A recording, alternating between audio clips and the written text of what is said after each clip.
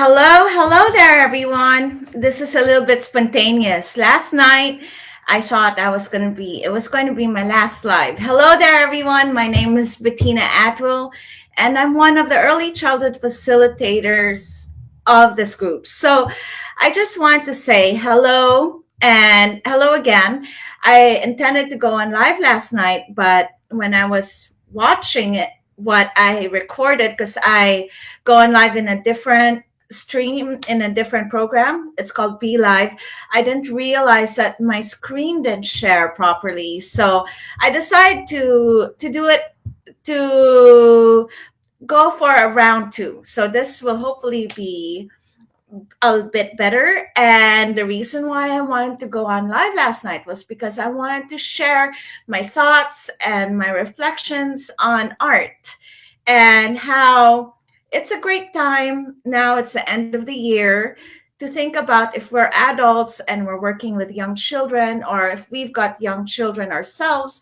It's a really great time to really think and reflect about art. Usually at this time of the year, many people celebrate this popular holiday that's been globalized called Christmas. And Christmas really calls for gift wrapping, calls for glitter, and calls for shiny things to make everything look sparkly. And so that's when we also unleash our artistic and our crafty sides, and we carry that through to the children. And these are all really fun experiences and great ways to connect with your children. So it's a great time to be able to connect with your children and to do some great arts. But sometimes our notions as adults and as grown-ups and our biases, our personal biases, can actually not do harm, but then can actually hamper a child from being able to express or use their voice or use their mark or make their marks. So this is why at this time every year I like to do a bit of reflection on what is art really for young children. Is art mainly like a craft like this? This is supposed to be made by a 3-year-old child, and this 3-year-old child doesn't know how to cut with scissors, but apparently it's already this 3-year-old child made it, and with a perfectly cut tree, perfectly cut perfectly cut star, and it's painted green. I don't know how the 3-year-old knew that all trees needed to be Christmas trees needed to be green, but it is painted green and it's got glitter on it.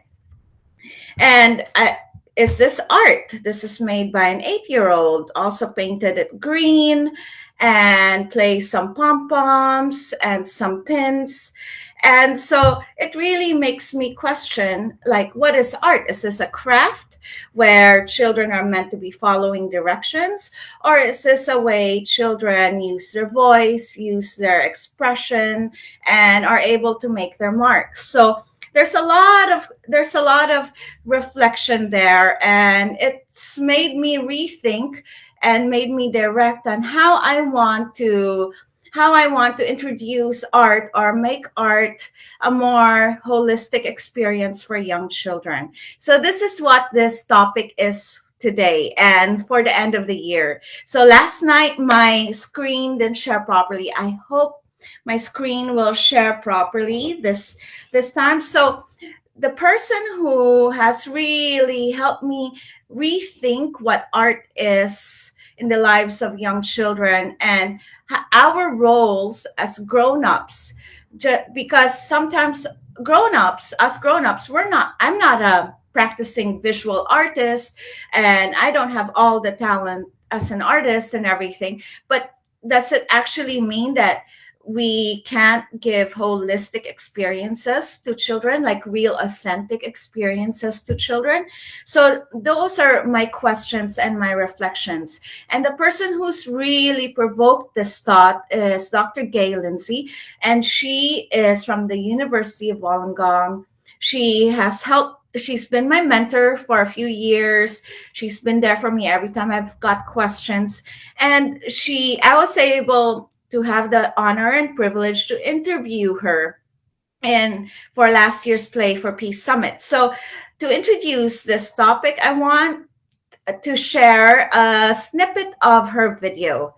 So this is Dr. Gay Lindsay. She talked about what art is, and and what our role is for the young children. So 1 second. Let me just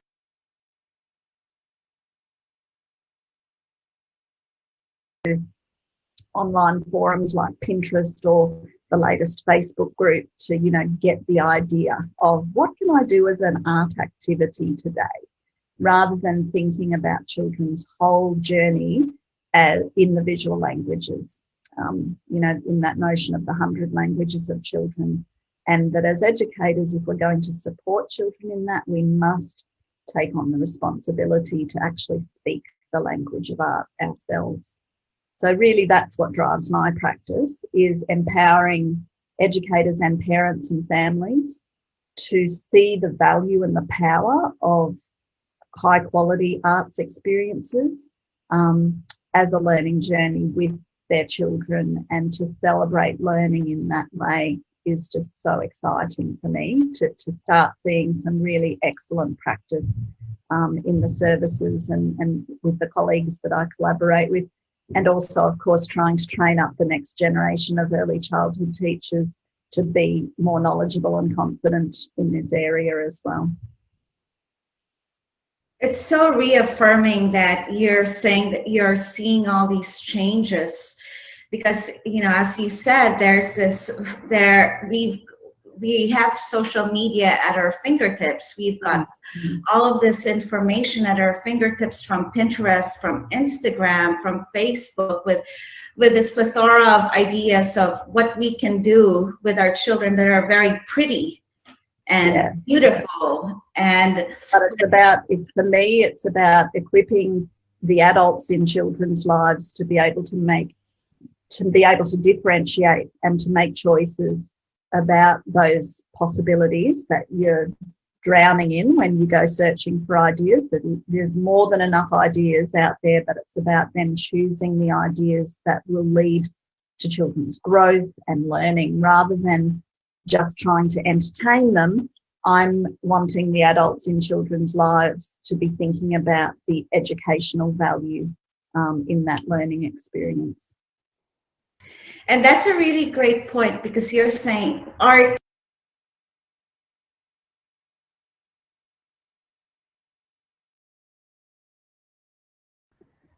All right. So that's just a little snippet of a really great interview. I've had such a great time speaking with Dr. Gay, and we just went on about how art is like the glue. She mentions it. She's got this famous line in her blog, ecartoz.com, and she mentions it, how art is like the glue to the different streams of learning: literacy, numeracy, science, and social, emotional, intrapersonal. So all these different learning streams can be glued together by art. And a funny thing is that Dr. Howard Gardner also believes this, and he's a father of multiple intelligences, and he says, today people know me as a father of multiple intelligences, but I would like to believe that aside from multiple intelligences, I believe that the liberal arts is kind of like the glue that puts them together. And Dr. Gay Lindsay also says that art kind of helps integrate different learning streams like the sciences, technology, engineering, and mathematics. So art is there to kind of put them together, glue them together. And that's how rich art can be for a person. A person doesn't necessarily need to be an artist to be good at art, but anyone can use art to integrate different things together, different learning domains. And then Dr. Gay talks about how this is how children really develop.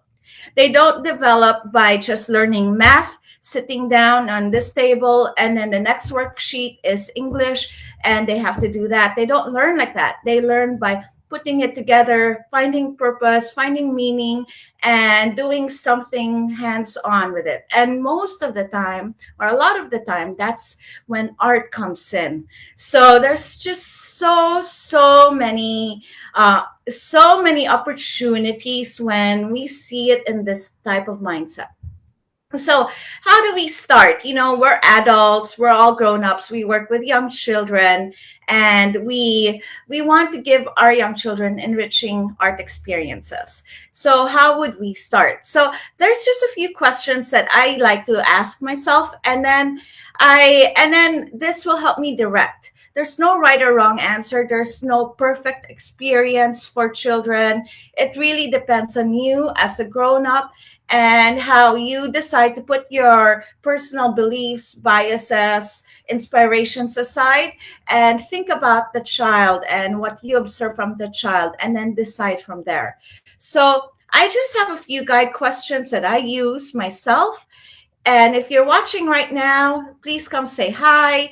If you're watching the replay, come tell us where you're watching from. It's always so great to know and get to know the community. So this next part of this live will be a little bit of a presentation of a few questions. So here we go.